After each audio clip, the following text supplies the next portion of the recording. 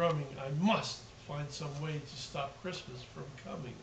For tomorrow, he knew, all the Who girls and boys would wake bright and early. They'd rush for their toys. And then, oh, the noise, noise, noise, noise. That's one thing he hated, the noise, noise, noise, noise. And the Who's, young and old, would sit down to a feast, and they'd feast, and they'd feast, and they'd feast, feast, feast, feast. They would feast on Who pudding and rare Who roast beast, which was something the Grinch couldn't stand in the least. And then they'd do something he liked least of all. For every Who down in Whoville, the tall and the small, would stand close together with Christmas bells ringing. They'd stand hand in hand, and the Who's would start singing. And they'd sing and they'd sing, and they'd sing, sing, sing, sing. And the more the Grinch thought of this Who Christmas sing, the more the Grinch thought, I must stop this whole thing. Why, for 53 years I've put up with it now. I must stop this Christmas from coming. But how? Then he got an idea, an awful idea. The Grinch got a wonderful, awful idea. I know just what to do, the Grinch laughed in his throat, and he made a quick Santa Claus hat and a coat. And he chuckled and he chucked. What a great Grinchy trick. With this coat and this hat, I look just like St. Nick. All I need is a reindeer, the Grinch looked around, but since reindeer are scarce, there was none to be found. Did that stop the old Grinch? No, the Grinch simply said, if I can't find a reindeer, I'll make one instead. So he called his dog Max. Then he took some red thread, and he tied a big red horn on top of his head. Then he loaded some bags and some empty old sacks on a ramshackle sleigh, and he hitched up old Max. Then the Grinch said, giddy up, and the sleigh started down toward the homes where the Who's lay a snooze in their town. All the windows were dark, quiet snow filled the air. All the Who's were all dreaming sweet dreams without care. When he came to the first little house on the square, this is stop number one, the old Grinchy Claus hissed, and he climbed to the roof, empty bags in his fist.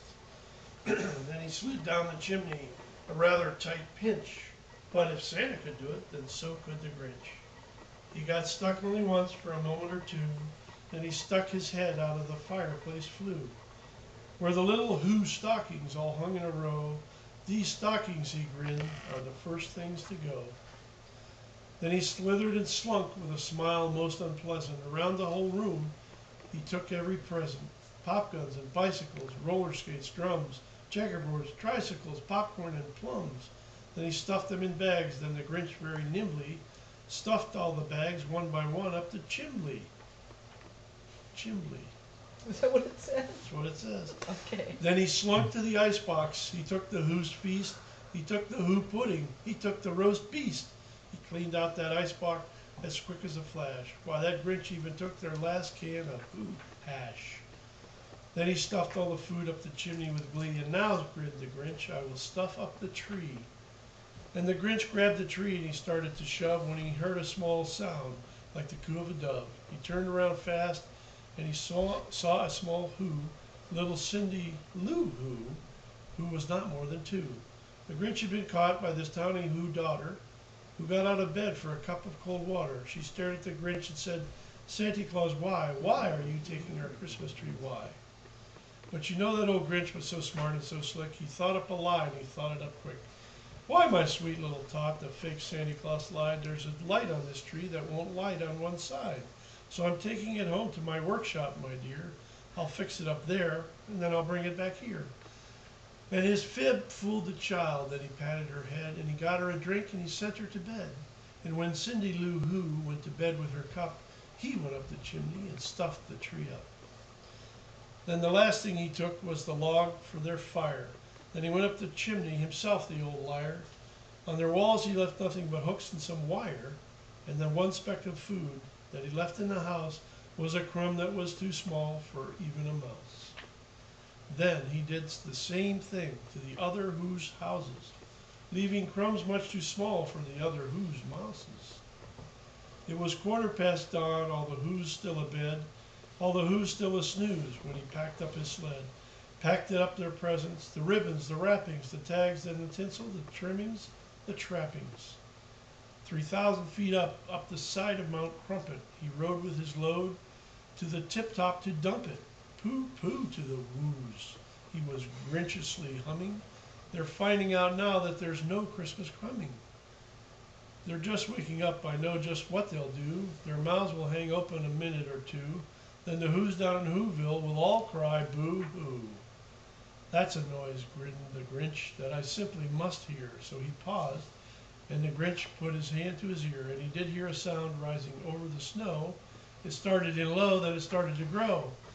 But the sound wasn't sad. Why, this sound sounded merry. It couldn't be so, but it was merry, very. He stared down at Whoville. The Grinch popped his eyes, then he shook. What he saw was a shocking surprise. Every Who down in Whoville, the tall and the small, were singing without any presents at all. He had to stop Christmas from coming. It came. Yahoo! What is it? Play the card. Somehow or other, it came just the same.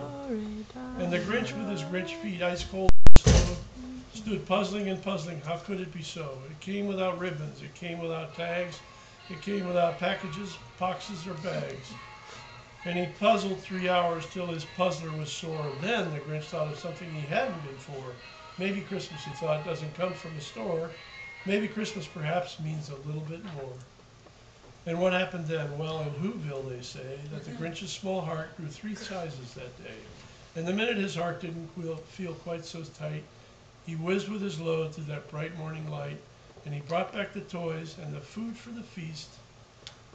And he himself, the Grinch, carved the roast beast. Yay! 2008, the Grinch. It's done. That's perfect that you have that card with them singing.